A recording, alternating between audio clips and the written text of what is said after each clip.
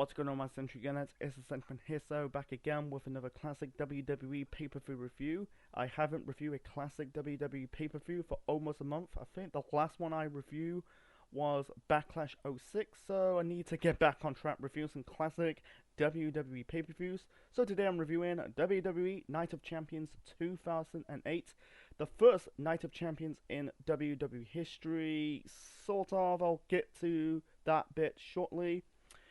So, this show was at the American Airlines Center in Dallas, Texas on the 29th of June 2008. The attendance of the show was 16,151. Night of Champions '08 received about 273,000 pay-per-view buys. And yeah, when I say the first Night of Champions in WWE history, no, it's not really the first Night of Champions in WWE history. They did a special episode on SmackDown, I think it was around '04, but as a pay-per-view, it's not. The first Night of Champions was in 2007. It was called Vengeance Night of Champions. That was the previous year. That was known for one thing, and that was known for a one bad thing that really changed WWE forever. That's known for the Chris Benoit double murder suicide. So, and I think the main event of that show was it was the 5-pack challenge. John Cena defending the belt against Bobby Lashley, King Booker, Mick Foley, and Randy Orton. Night of Champions '07, or you can call it Vengeance Night of Champions. That show received about 243,000. So the '08 show was an upgrade than the '07 show, even though it was the final Vengeance until they brought it back in '11, and then they brought it back as the Vengeance Day show in NXT recently in the recent years. So anyway, so like I said, it's the second ever Night of Champions show, but this is the first solo Night of Champions show in WWE history, because I think at this moment in time, it's funny, like the previous year, and also the previous pay-per-view, One Night Stand. It was called One Night Stand Extreme Rules. You could tell they started to develop the gimmick-themed pay-per-views. That's another story for another time. So, like I said, this is the second ever Night of Champions, but the first solo one. So, and also this show took place, I think took place a few weeks after the draft. So on this show there was like inter-promotional matches of wrestlers from different brands. Because at the time you had 3 brands: Raw, SmackDown, ECW. You got one wrestler from one brand versus a other wrestler from a other brand. It's just, it's just what it is. I don't want to get into it. So anyway, so the commentators for the show, like I said, this is a trio branded pay-per-view. For Raw, we got Michael Cole and Jerry the King Lawler. For SmackDown, we got Jim Ross and Mick Foley. It's known for, like, on that Raw episode, they did the draft. Jim Ross was drafted to SmackDown. He didn't really know that he's going to SmackDown. That really got offended. I think he got offended. He ended up, I don't think he left. He quit the company. He stayed in WWE until around 2018. He had a cup of coffee in New Japan. That's another story for another time. So anyway, Mick Foley as a color commentator. Jim Ross is the play-by-play. Mick Foley was filling in for the coach, because at this moment in time the coach was no longer with WWE. Yeah, he came back a decade later. That's another story, another time. Anyway, this is Mick Foley's second to last pay-per-view appearance before he ended up leaving the company and ended up going to TNA. And finally for ECW, we got Mike Adderley and Taz. Taz will end up going to SmackDown after Mick Foley left the company.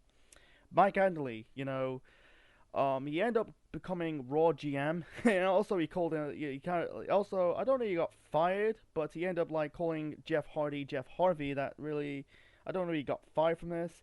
And yeah, he was. It's funny, he ended up becoming a play-by-play guy. and also becoming the Raw GM. And really, on a sad note, I think recently he was not recently in our current timeline, but I think a few years back he ended up was diagnosed with Alzheimer's, and it's really shocking right now. Back then he was 59 years of age. I didn't even know, I thought he was in his 40s, but no, he's in his 70s in our current timeline in 2023, soon to be 74. That'll be later on in the year.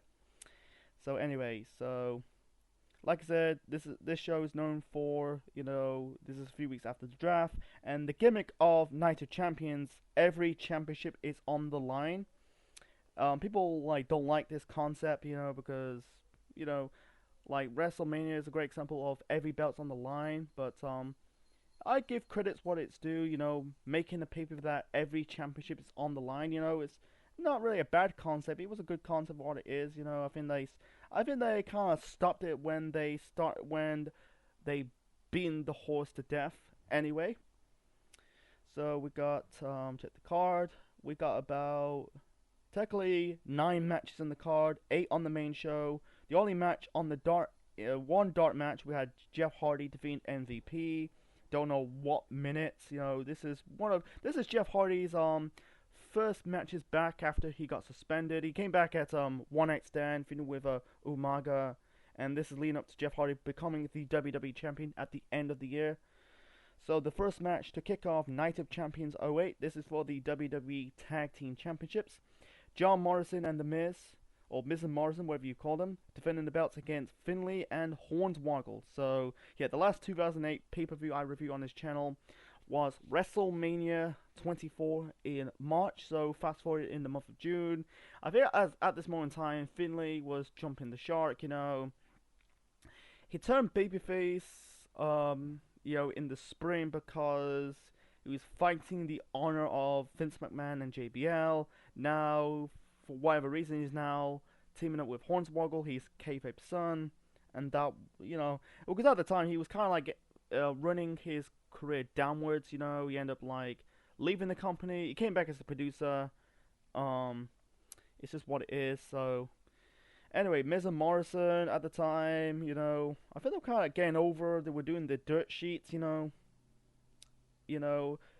when they break back, when they came back, recently in 2020, it was a bit, a shadow of their former selves, they kind of I don't know, they call it nostalgia acts, it was not the same, Miz was not going back, wearing his old attire, they're not doing the same format as the dirt sheet, what they did in the late 2000s, it's just what it is.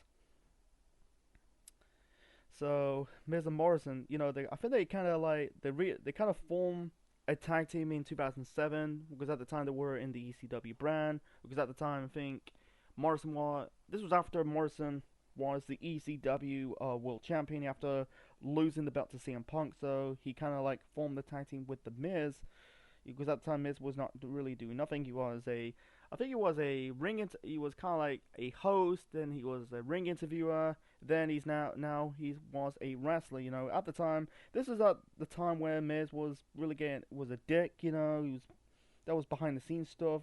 He kind of earned his stripes, cleaned up his act. That would be in later years, he was get down by the wrestling society. Anyway, so the Miz,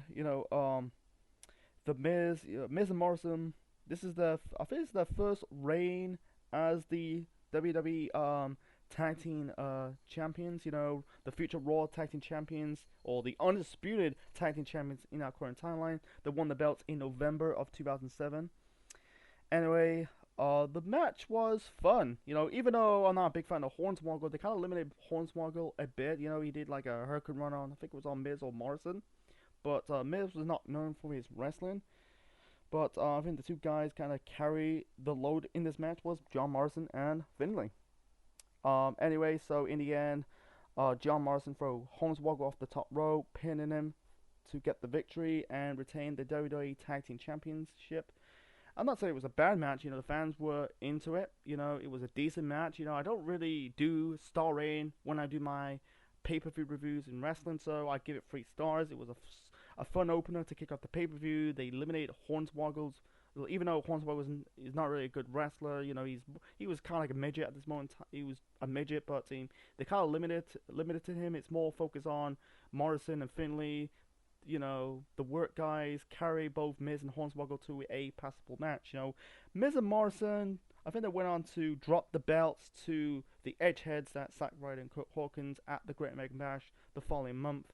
I think they went on to win the belts back, and then the following year they end up unifying the WWE and the World Tag Team Champions together. That's another story for another time. So the next match this is for the WWE United States Championship. Matt Hardy defending the belt against Chavo Guerrero with Bam Neely in his corner. Chavo and Bam are part of La Familia. Why is La Familia? I'll explain you. La Familia was Edge's group on SmackDown. Like, you got Edge, who's the the World Heavyweight Champion. I'll get to Edge's match later on in this review. You got the SmackDown GM at the time, Vicky Guerrero, the kayfabe girlfriend of Edge. You got Chavo Guerrero, who's a born and bred Guerrero. I think, and then you got the tag teams of the Edgeheads. That is I think they're formerly known as the Majors Brothers, and then they end up becoming the Edgeheads. That's Zack Ryder and Kurt Hawkins. And then we got Bam Neely. Bam Neely kind of debuted around the spring of '08. This was during Chavo's feud with Kane over the ECW World Heavyweight Championship. He brings nothing to it, and also the name Bam Neely, that has got to be the worst name in professional wrestling history. It's just stupid. Yeah, you got Bam Bam Bigelow. That kind of cut the mustard. But Bam Neely, give me a break. Anyway, so this is in the middle of Matt Hardy's, you could say, first run as the United States champion. Yeah, it's funny, Matt Hardy's not, as mid-card champions, he's never, on that list. The United States title, it was kind of it's just, at this moment in the history of it, it's just wrestler, it's just the belt, the wrestler makes, no, actually, belt makes the wrestler, it's not the wrestler makes the belt. There's no proceed into that United States championship, so... Anyway, so Matt Hardy won the belt at Backlash in April against MVP and did nothing to it, because at the time Matt Hardy came back from an injury, during that feud with MVP, and after that he didn't do nothing for the belt, he didn't do nothing for the belt, he ended up becoming the ECW World Champion. That will be in September of 2008. That'll be a few months later. He won. This is his first reign. I think it's his first and only reign as the United States champion. He ended up dropping the belt to Shelton Benjamin at the following month's Great American Bash. Spoiler alerts, and then MVP won it the following year. Anyway, so I don't think there's any build to this, because I think Matt Hardy's on SmackDown. Chavo Guerrero used to be on. I think he used to be on ECW. He was the former ECW champion, but at this moment in time, he's now on the Blue brand. Both guys on the Blue brand. Anyway, the match was okay for what it is. It's basically sizzle but no steak. It's just felt like a TV wrestling match. Felt like a match on SmackDown, but not on a pay-per-view at the time you spend a lot of money. I'm not saying it's a bad match. It was kind of filler, a bit dull. The whole bulk of the match, you had Chavo working on the leg of Matt Hardy. Bam nearly interfered once. He kind of ran Matt Hardy's leg into the near post. He's just the problem with Bam Neely is he's got no personality. He's got no charisma. I don't know why he's part of La Familia in the first place. He was there for the feud with Kane, and that's it. He didn't do nothing for it. He's been in the company. He's been in pro wrestling for almost a decade. He's 8 years. He brings nothing to the table. He ended up leaving the company in the start of 2009, alongside with a lot of released wrestlers, and that was it. I think he ended up going back to FCW, then got released in the start of 2009. Anyway, so in the end, I'm trying to get back to this match and kind of rambling. Anyway, so in the end, Chavo was going for the Three Amigos. It's funny, Chavo is the home. This show's in Dallas. Even though he's from El Paso, this show's in Texas. Chavo is a native Texan. My apologies, and he's a born and bred Texan. But the fans do not like yeah, he's a heel, but he's not got that praise. But it's funny like when a wrestler from that a heel wrestler who's who's from that state end up getting a babyface reaction. He, he got a bit of a silent booze because at the time I think Chavo Guerrero was kind of like an afterthought. He was kind of like booked like a loser. Anyway, I think he got some bit of credibility, but I think that credibility was gone after the stuff with Hornswoggle and Sin Cara. Anyway, so anyway, let's get back to this match, man. I'm kind of stumbling. I'm kind of like not stumbling, but kind of rambling. Anyway, so in the end, Chavo was going for the Three Amigos. He was going for the third Three Amigo, but Matt Hardy counted into the Twist of Fate to win this match and retain the United States Championship. And like I said from earlier, he ended up dropping the belt to Shelton Benjamin at the Great American Bash the following month. So, yeah, I think the goal for Chavo is bringing more belts to La Familia because Edge was the world champion at the time, and then soon later on, Hawkins and Ryder will end up becoming the WWE Tag Team Champions the following month. So that was after Edge dropping the belt, you know. Spoiler alert, you know, not on the show, but that was in a future show. Anyway, so let's move on to the next match. So the next match, this is a triple threat match for the ECW Heavyweight Championship. Kane defending the belt against the Big Show and Mark Henry. Kane's in the middle, in his middle of his run as the one and only run as the ECW champion. Because Kane won the ECW World Heavyweight Championship against Chavo Guerrero at WrestleMania 24 in March. He feuded with Chavo with the belt, but at this moment in time, Kane as the ECW champion was pointless. The ECW brand at this moment in time is dead. It was dead after, you know, December 2006, and more dead when Vince McMahon won the belt. You know, it's completely a dead brand. I know they got rid of it in 2010. They should have got rid of it sooner than 2010. Anyway, it was just basically normal guy holding the belt. Because at the time, Kane was not really doing anything. You know, it's just what it is. So anyway, how we got there. So, and also Big Show won a Singapore Kane match at the final one-night stand in WWE history a few weeks prior to get a shot at the ECW World Heavyweight Champion, and then the one-on-one match between Big Show and Kane morphed into a triple threat match when Mark Henry defeated Kane. I think it was on the Go Home ECW before this pay-per-view, so this was morphed into a triple threat match. Anyway, you thought this is going to be a clusterfuck, but to reality, this was an okay match, you know. This was, it's funny, this is the first time that Big Show and Kane kind of interact. You know, the last match of a Big Show Kane was at Backlash '06. This was the start of Kane's storyline, the May 19th. That was, at the time, Kane was promoting See No Evil. And that was the last time Big Show and Kane had that interacted before, you know, Big Show took some time off of professional wrestling until he came back in 2008. So this was the first time in years that Big Show and Kane kind of interact and had that match. Since that match at Backlash '06, that was complete shit. I don't want to talk about it in this review. Go and watch my review of Backlash '06 for more information. Anyway, so it was an okay match. The first half of this match was between Big Show and Kane. Then I think it was the first time. I know they end up interacting like years later into their feud in 2011 between Big Show and Mark Henry, but I don't know if they fought before this. You know, in the Attitude Era, Ruthless Aggression Era. You know, like in the Ruthless Aggression Era, they're kind of like not interacting because they're both on different brands. Because Big Show was on the SmackDown brand, and Mark Henry was on the Raw brand. And then in the second half of the Ruthless Aggression Era, around the mid 2000s, you know, vice versa. Big Show on Raw, Mark Henry's on SmackDown. I don't know in the Attitude Era, I don't think they really interact in my knowledge, but anyway, it was an okay match for what it is. You know, I thought it was going to be serious. Like one of the match, Kane, I think he kind of fell awkwardly out of the ring. I think he injured his knee. I'm glad he kind of recovered. You know, I thought that was going to be serious, but it wasn't. Anyway, so at this one time, you know, Kane and Big Show are the baby faces. Mark Henry as a heel. I think you got two guys or three guys, and really not really doing anything. Big Show was not doing anything since his match against Floyd Mayweather ended at WrestleMania. He had that one match feud with the Great Khali, and then after that he didn't really do nothing.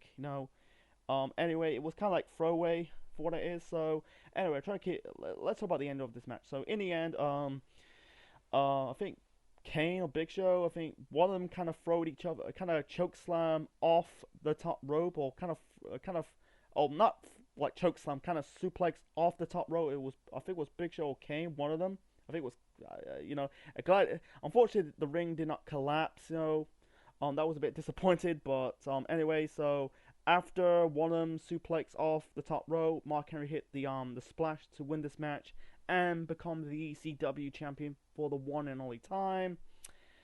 Yeah, it was just a pointless title change. The first title change on this show, because so far, Miz and Morrison retained the WWE Tag Team Championships, and Matt Hardy retained the United States Championship. So, and yeah, Mark Henry as the ECW champion. And also, this is Mark Henry's first, like Kane, because this was Kane's first World Championship for almost a decade, because his last World Championship he won in the company was the WWF Championship in 1998 against Stone Cold Steve Austin at King of the Ring of that year. And 10 years later, he went on to win the ECW Championship at WrestleMania 24.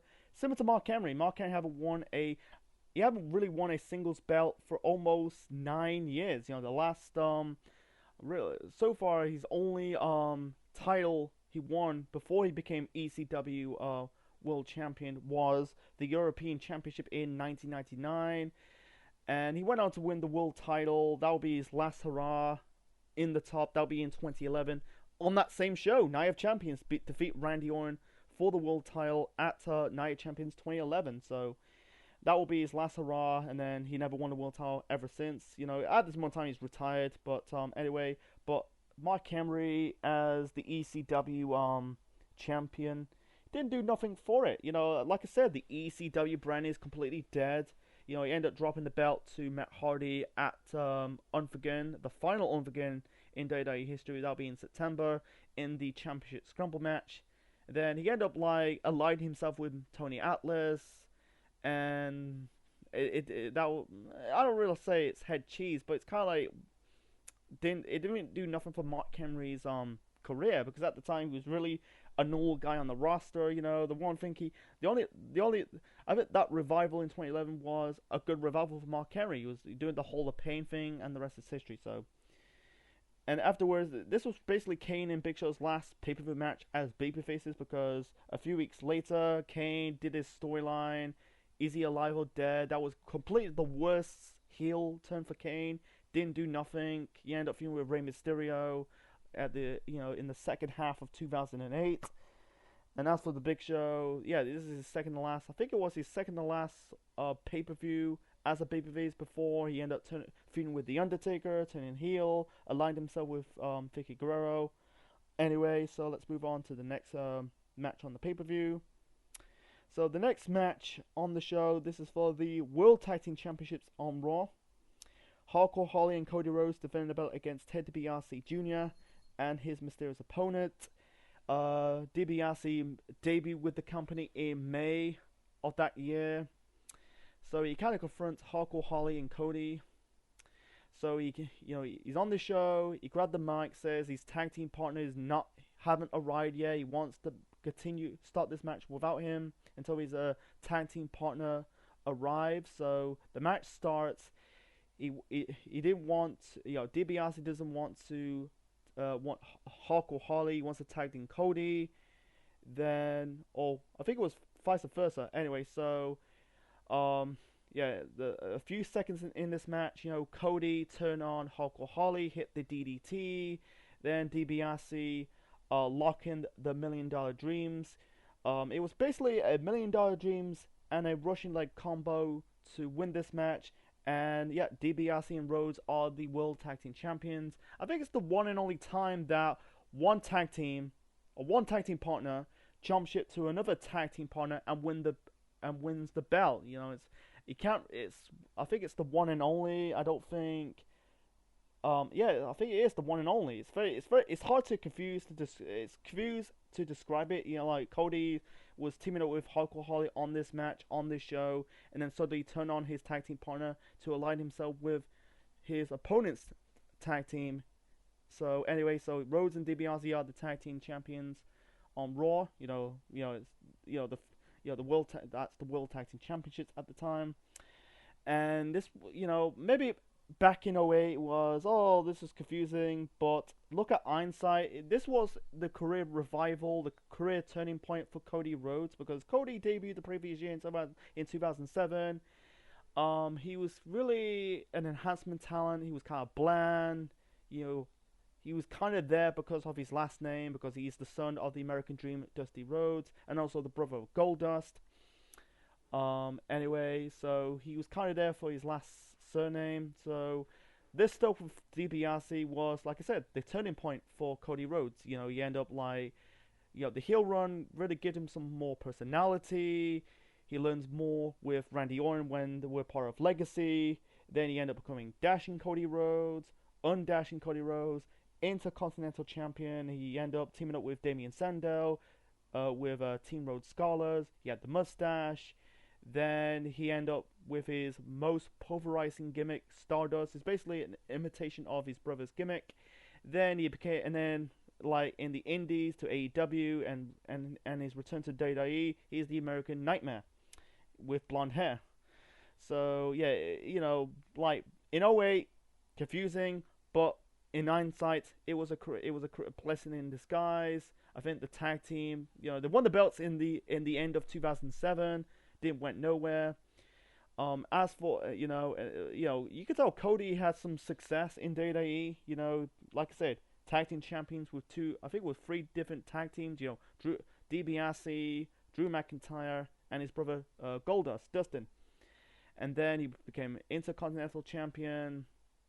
He's in that main event push. With Roman Reigns. Now he's in that feud with Brock Lesnar. He went on to win world championships outside of WWE. ROH world champion. He was the NWA world champion, the first TNT champion in AEW. So for DiBiase, he had end up having like a hit or miss career in WWE. That's a future classic WWE pay-per-view for another time. He ended up having a mixed bag. Trying to follow his dad's footsteps because of his they both got same names, but becoming the next $1 Million Man with Maurice, the $1 Million Championship, then DiBiase Posse. It was flat. Really, it went flat on his ass, and I think he had one appearance outside of WWE, and then I don't know what he's doing those days. Anyway, as for Hardcore Holly, so this was technically Hardcore Holly. On Saturday, this was Hardcore Holly's final pay-per-view appearance. He ended up getting released from the company in the start of 2009. I think he was taken off TV. I don't know. He got suspended or got injured. I don't know. In January of 2009, he got released. Yeah, they did this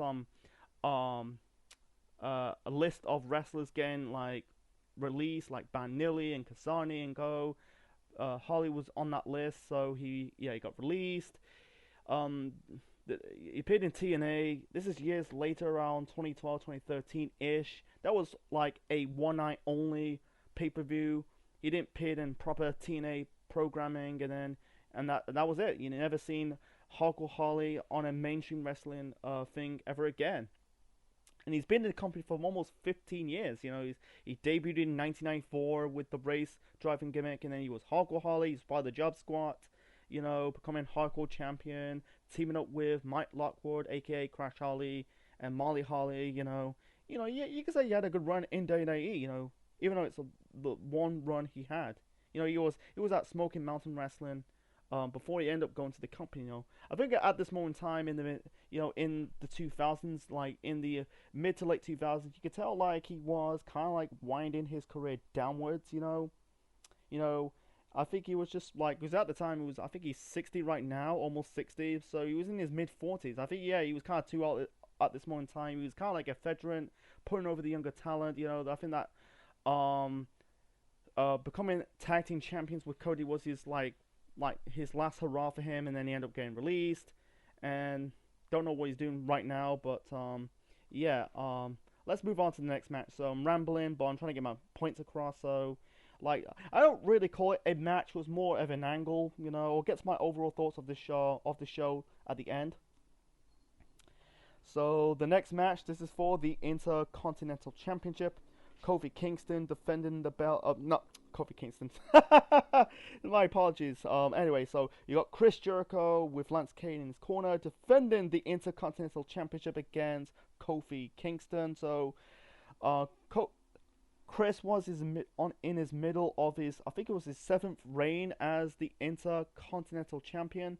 His record still stands at 9. Yeah, he won another one in New Japan a decade later in 2018, I think, or 2019.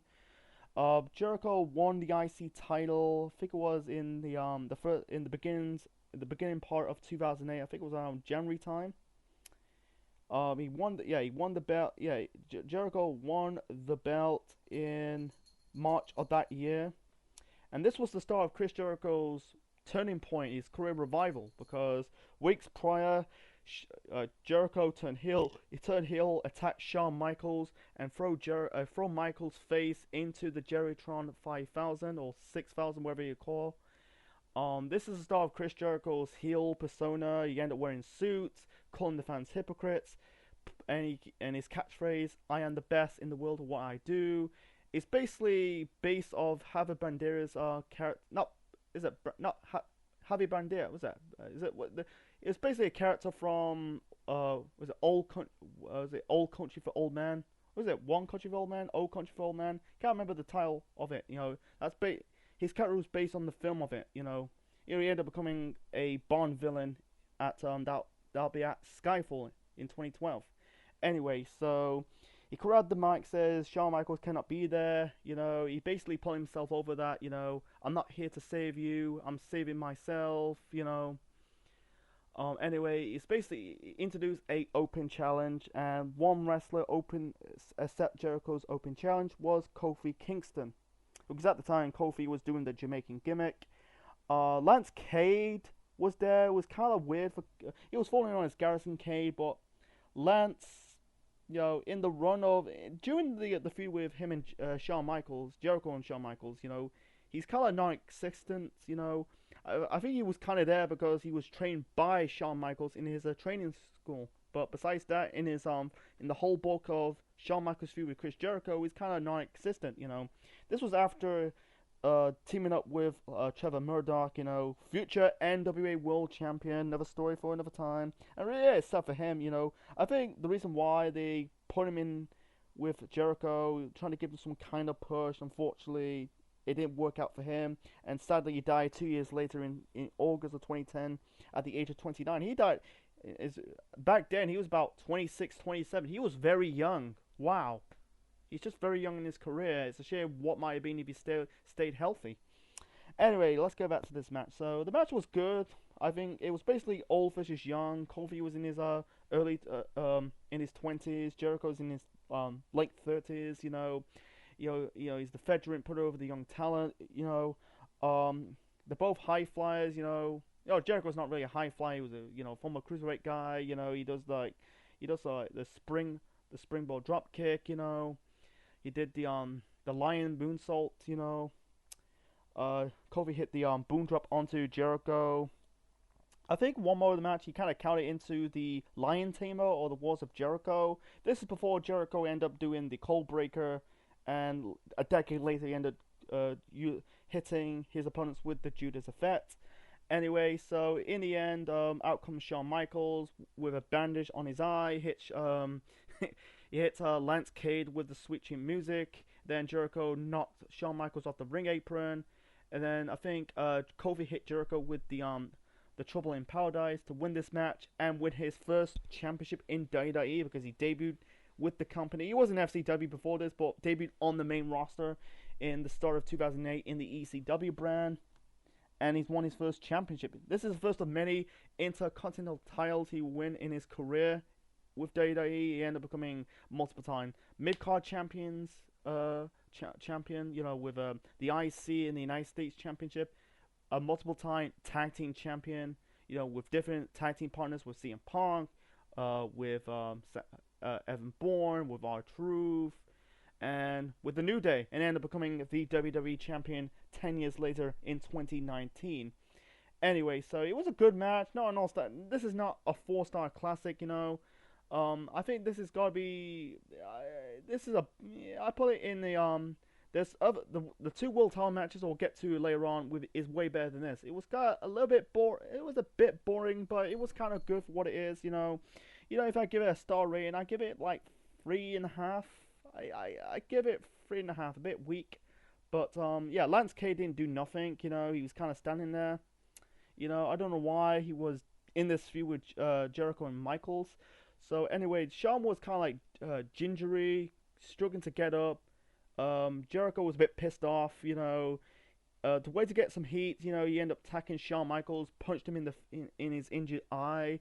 This is set up the first of many matches in 2008 between Shawn Michaels and Chris Jericho. They fought at the Great American Bash the following month. That led to like Jericho working on the injured eye of Shawn Michaels. I think Shawn Michaels' eye was never the same again. If you see pictures and you watch interviews of him, his eye was a bit groggy. It was never the same. In that match at the Great American Bash, you know, Shawn was bleeding buckets, and I think that's leading up to WWE turning PG. Like I said, this show is the second to last pay-per-view of the Ruthless Aggression era, TV14, before the company went PG. That's another story for another time. It was a good match, you know. I think back and forth between Jericho and Kofi Kingston. You know, he was working on Kofi Kingston. You know, kicking him in the, you know, like slight kicks. You know, he kind of shout, "Are you some kind of tough guy?" or something like that. You know. So yeah, this is still the start of the Jericho Michaels feud in 2008, continuing in the summertime, going into the autumn time.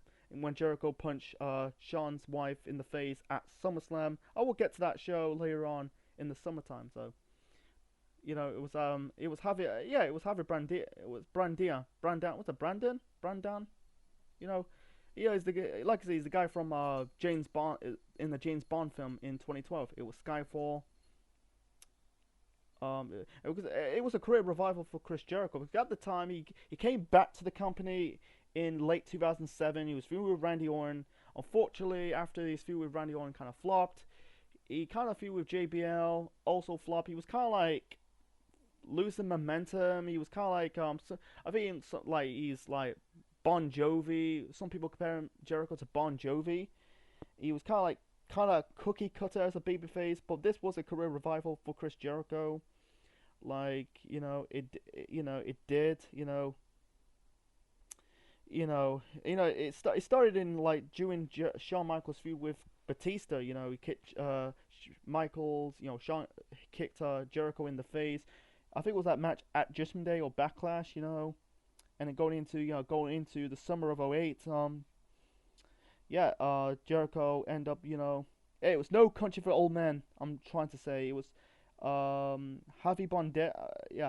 Javi Bondet. Yeah, Javi Bardem. You know, I know it's not Bardia, it's Javi Bardem. You know, that's Jericho's character of in 2008 was based on.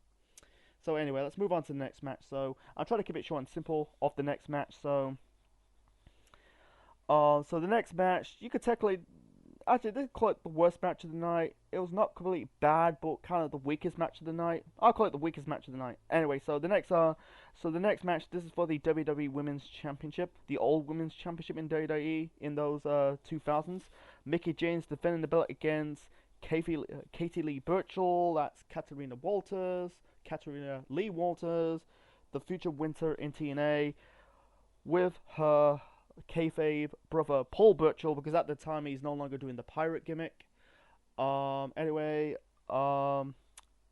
Match sucked, Katie Lee Burchill, Katarina Walters, winter, whatever you call her. She was kind of green, and also in this match she was wearing spray tan. Because in reality, Katarina Walters, she's pale. She is completely pale. I think she kind of gained a little bit of tan, but in reality, she's pale. Like, great example. I'll use a great example. Ruby Soho. In her early run in AEW, she was with she was covered in fake tan. In reality, she end up, in reality, she is pale as a ghost, man. I'm not saying it in a bad way. It's just kind of true. It's very hard for pale people with pale skin gaining tans. It's very hard. So Ray is also known with pale skin. It's just very hard to gain a tan. Anyway, so the whole bulk of the match, you had Katie Lee Burchill working on the arm of Mickey James. It was not that good. I found this match a bit boring. It was 7 minutes long, but I feel like it was a bit boring. It was just basically Katie Lee working on the arm of Mickey James.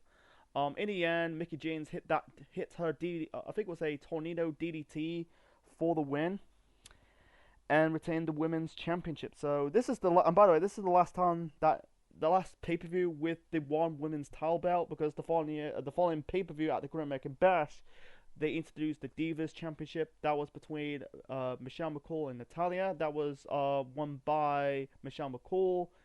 Anyway, so for Katie Lee Burchill, she didn't really do much in WWE. I think she was in the women's title picture throughout her run, and then she ended up leaving the company in 2010. She got released. He ended up beating Mickey James years later in TNA for the Knockouts Championship. So that's another story for another time. But in this match in 2008, I find her a bit green. She's kind of, at the time, still in the dark period of women's wrestling compared right now in this wrestling landscape for the women. So moving on to the next match. So the next match, this is for the World Heavyweight Championship. Edge defending the belt, who's you could say self-proclaimed first or second leader of La Familia, defending the belt against Batista. Edge is in the middle of his third reign as the World Heavyweight Champion, because he defeated The Undertaker at the final one night stand in WWE history a few weeks prior. In the TLC match, if Undertaker lose the TLC match for the World Heavyweight Championship, he'll be banished from WWE. It is a way to take a break from the Undertaker Edge feud. It set up the blow off at SummerSlam that year. This match between Edge and Batista is basically a pit stop, taking a break off the Edge Taker feud. Anyway, it's funny, they end up feuding in 2007. It started in 2007. This was after when Taker got hurt. Edge cashed in his Money in the Bank briefcase onto The Undertaker to win the World Heavyweight title. And then in the I think it was late spring, early summer, Edge and Batista fought for the World Heavyweight Championship, and then Edge got hurt, and then Batista feud with the Great Khali. That's, like I said, another story, another time, my usual buzz phase if you watch this channel. Anyway, the match was good, but lack of chemistry between Batista and Edge, even though I think they're both like this. I think Edge is about 6'4", 6'5", Batista 6'5", 6'6". It was kind of some chemistry, but it was a bit boring, bit lackluster. One more of the match, Edge kind of hit Batista with a sliding baseball drop kick and kind of made Batista kind of crash into the ECW's announce table. Anyway, the match was good. I don't think Edge hit Batista with his own spear. It's basically Battle of the Spear, because Batista hit his opponents with spears, Edge with the same. I don't think Edge hit Batista with a single spear. Batista hit Edge with the spear, near fall, hit the spine buster, but out cold members of La Familia, like you got Vicky Guerrero, in a wheelchair. She was in a neck brace during that time period, 07-08, because he got tombstone by the Undertaker, but I think it was one segment prior. Batista or Edge kind of accidentally speared Vicky Guerrero, because at the time Edge and Vicky were kind of like boyfriend and girlfriend, soon to be married. That'll be later on in the year. And that leading up to Alicia Fox, the wedding planner. Like I said, another story, another time. Anyway, so out comes members of La Familia. I think you had Vicky Guerrero, Chavo Guerrero, I think it was the Edgeheads and Banilli. All three or four, or was it? There were 5 members. Edge, Chavo, Edgeheads. I think it was 6. I lost count. Anyway, so Chavo is you had Edge, Dex, the referee Nick Patrick. Out comes Chavo Guerrero wearing the referee T-shirt. Anyway, so it was basically stacking the odds against Batista. Anyway, so the funny part, you had Batista picking up Vicky Guerrero, gorilla press her, and throw her into the members of La Familia. In the end, Edge hit Batista with the World Title belt. Chavo did the free count. It was not like the heel fast free count. It was just a normal free count to win this match. Edge retains the World Heavyweight Championship, and that was it. Besides that, it was a good match. No, it's not gonna be like a 4-star classic, but there's some kind of chemistry, but it's a bit debatable. I found that match was a bit mediocre, a bit, but it was a good match for what it is. I don't think Batista got a single win over Edge. The last match they had was in 2010. I think it was on Raw or SmackDown that Edge won. They feud. It's funny, like every match that Edge and Batista had, Edge always wins the match of the rivalry. I think, and also I think the build up to this, I think Batista won I think it was a handicap match between La Familia. He teamed up with Funaki, Nunzio, Colin Delaney. That was like 10 years ago. I watched this match on SmackDown, even though it was in 2008. Not 10 years ago, but it was a couple of years back. But anyway, so this match was just a way to screw Batista, bragging about, because at the moment in time, Raw didn't have the World Championships, because the ECW title was on ECW, even though Kane was on Raw. Triple H is the WWE champions. He got drafted on SmackDown. Edge is on the same brand, so no World Championships on that red brand. Unfortunately, that's not the case. So the following night on Raw, Edge got attacked by Batista. Batista attacked Edge, hit him with a Batista bomb. Out comes CM Punk, who at the time he was the Money in the Bank holder, won the Money in the Bank ladder match at WrestleMania 24 that same in March of that year, cashing his Money in the Bank briefcase onto Edge, and hit Edge with the GTS to win his first World Championship in WWE. Even though he's been World Champion before in ROH, but his first World Championship in WWE. That led up to his forgettable run as the World Champion at that time for CM Punk. But it was a good comeuppance for Edge, because he's the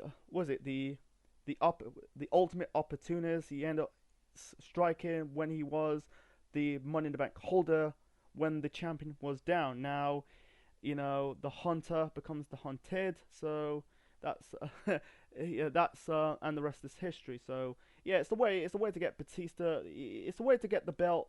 At the time, Batista was not really the world champion at the time. He was the way to screw Batista out of the world championship. So it's funny that Batista went on to become the world champion. That will be in the autumn of '08. That's another story for another time. But let's move on to the next match. So I know I'm rambling, but I'm trying to get my points across. So yeah, I think Edge went on to he ended up taking this is leading up to the Edge getting married to Vicky Guerrero, Alicia as the wedding planner, then and then set up the blow off of the Undertaker Edge feud at Hell in the Cell at SummerSlam that year in August.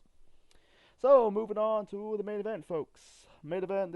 Before that, there's one segment I'm gonna talk about. Yeah, JBL on the show. He basically bragging like he's not on the show. He's bragging about his wealth. He was talking shit towards Mark Cuban. Mark Cuban is the owner of this arena, the American Airlines Center in Dallas, Texas, and also he's the owner of the Dallas Maverick. And also he was bashing the state of Texas. He also bashing the Dallas Cowboys. They choked against the New York Giants because I look it up, I thought they compete at that year's Super Bowl. It wasn't, it was the Giants versus the Patriots. The Dallas Cowboys got beat by the Giants at the playoffs to get to that year's Super Bowl. Yeah, it was just what it is. But yeah, that's kind of pointless promo for JBL, because at the time JBL was not really doing anything. After his feud with Finlay came to an end. And also he was feuding with Cena at the same time, but it set up the car park brawl at that year's Great American Bash the following month. Yeah, JBL on the show, cutting a promo. I feel like this is this belongs on Raw, save it on weekly TV. Like I said, doing segments on pay-per-views in professional wrestling just simply do not work. It was built for the matches take center stage. Seeing JBL bragging about himself, about his wealth, about the talking shit about Mark Cuban and the Dallas Cowboys. Even though he's a born and bred Texan, even though he's now built, he's a New York Texan at this moment in time. He's now living in New York. Yeah, it's just kind of like, nah. I feel like you just should have saved it on Raw. That's just me. Anyway, and now moving on to the main event. So the main event, this is for the WWE Championship. Triple H defending the belt against John Cena. This is Triple H's in his middle of his, how many reigns he won? I think he's won 8 or 9. This has got to be 6 or 7 or 8. I can't remember, man. Lost count. But anyway, so Triple H won the belt at Backlash of April, and then he feuded with Randy Orton in the late spring, early summer. They had a break of that rivalry at one extent in the last man standing match. Orton injured his collarbone, and they end up feuding like the following year. Kind of like beating the rivalry to death alongside with the Orton John Cena feud. Anyway, so technically you could say this is the WrestleMania 22 rematch. Even though they've been feuding like after WrestleMania 22, they fought in the Triple Threat match at Backlash 06. They fought in the Triple Threat match at WrestleMania 24. So they had, so this is another match of, even though they didn't never have a one-on-one feud between Triple H and John Cena, like after 2006, after Mania 22, so they didn't really properly interact, properly before and after WrestleMania 22. Even though, I'm getting my years mixed up. They fought at WrestleMania 22. After that, they never have more matches of the rivalry. It's once of the full moon. It's just what it is. I know the overkilling of the Triple H Randy Orton rivalry, and also the Randy Orton John Cena rivalry in the next few years. Anyway, the match between John Cena and Triple H, I call it match of the night. You could say it's on the same level as WrestleMania 22, the first match of this rivalry, self-proclaimed rivalry. I don't really call it a rivalry. They haven't feud most times. It's basically a sometime rivalry, I call it. Anyway, so the match was good. Triple H countered John Cena's repertoire. I think every time Cena was going for the 5-knuckle shuffle, Triple H countered it. The fans were booing Cena out of the building because this show's I don't really call it a hostile environment because this show's in Dallas. It's just at the time John Cena got booed. It's just what it is. People just don't like Cena. I don't want to get into it. So they didn't do Let's Go Cena's sucks chance. That was 2 years later. Anyway, I don't think Cena hit a single FU onto Triple H.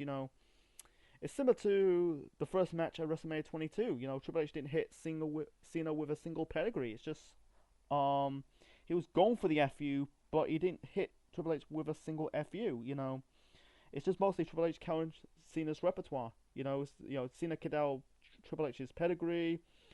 Cena was going for the he was working on the leg or the knee to set up the STF, or soon I think it's at the time it's called the STFU, and the FU became the AA, the Attitude Adjustment. Anyway, so I think Triple H, I think he counted it. Get out the hole. Anyway, I'm trying to keep it short and simple, folks. Otherwise, I'm gonna ramble too much. Anyway, so in the end, In the end, Triple H hit the second pedigree onto Cena to win this match and retain the WWE Championship. Because at the time, Raw didn't have the World Championship because the WWE World Heavyweight Championship was on the Blue brand. So. And the things changed the following night when CM Punk, took the world title back, brought the world heavyweight, the big gold belt back to Raw for the first time in years because the last few years, the big gold belt was on the Blue brand, the WWE Championship was on the Red brand, and yeah, the first time in, I say the first time since 3.5 years or 4.5 years, something like that. So anyway, so Triple H won this match. And the thing, what it's funny, they end up feuding the following year in a triple threat match. Between Triple H, Cena, Orton for the championship, and then that was the last time they fought in a triple threat match. For several years. They fought in house shows a decade later. It's just what it is. So everyone, really, Cena and Triple H went their separate ways. Triple H went on to feud Great Khali and Jeff Hardy on SmackDown. Cena feuded with Batista, or teaming up with Batista, winning the World Tag Team Championship against Rose and DiBiase. They won it back. Then they fought at SummerSlam. Batista injured Cena's neck at that SummerSlam, took some time off, and Cena went on to win the World Heavyweight Championship in his own in his hometown of Boston, even though he's from West Newbury. But you go watch my review of Survivor Series '08 for more information. Yeah, it's really funny. It's funny. 2008 was the first year that Cena didn't win the WWE Championship. The next time he does that will be in 2012. That I don't want to talk about it. So it's just what it is. So my final reign for WWE Night of Champions 2008. Overall, I give it a 7 out of 10. Going into this, I did review it years ago, but I kind of deleted it. It's my channel. I could do what I want with it, but I think this was a decent show. No, it's not truly. There was no truly bad matches on the show. Despite the women's title match, I put it in the bad because it was a weaker match. But it was a bit. It was just like it was kind of like a toilet break match. The JBL promo segment, that was just probably saving on Raw. But besides that, there's no truly bad on the show. The OK is the OK. The United States the United States Championship match between Matt Hardy and Chavo, OK. Sizzle but no steak. The ECW Championship match, the Triple Threat ECW Championship match, Kane, Big Show, Mark Henry. Oh, it was an okay passable match. Besides that, it was good, but not great. The opening was decent. I put it also in the good. Even though the World Tag Team Championship match wasn't an actual match, more of an angle. It was a turning point for Cody Rhodes' character. I put the birth of Priceless as the tag team. I put also in the good as well. I still giving it 7 out of 10, but yeah, Jericho, Kofi for the Intercontinental Championship was also good. Edge and Batista, it was fine for what it is. It was good. I give it 3.5 stars. But yeah, it was bogged down with the members of La Familia interfered. But the main event was good for what it is. Yeah, it was nothing must see, but it was a fun show to watch. So anyway, so hope you enjoyed my review of WWE Night of Champions '08. What's your thoughts on it? Leave your thoughts in the comments below. Smash the like button, click the like, click the bell, subscribe to the Central Mind Network on YouTube. So next time, so let's review one more May Classic WWE pay-per-view before the month is out. So far I reviewed Judgment Day '01, '02, '05. Let's go back to 2007. The last 2007 WWE show I reviewed was No Way Out '07. That was before WrestleMania 23. That was in February. So let's go into the month of May. You got the final Chris Benoit pay-per-view match. You had Great Khali's first WWE Championship match against John Cena. Randy Orton's first pay-per-view match as the Viper, and also Vince McMahon's first pay-per-view match as the ECW World Champion. You know what I'm talking about. Let's review Judgment Day 2007.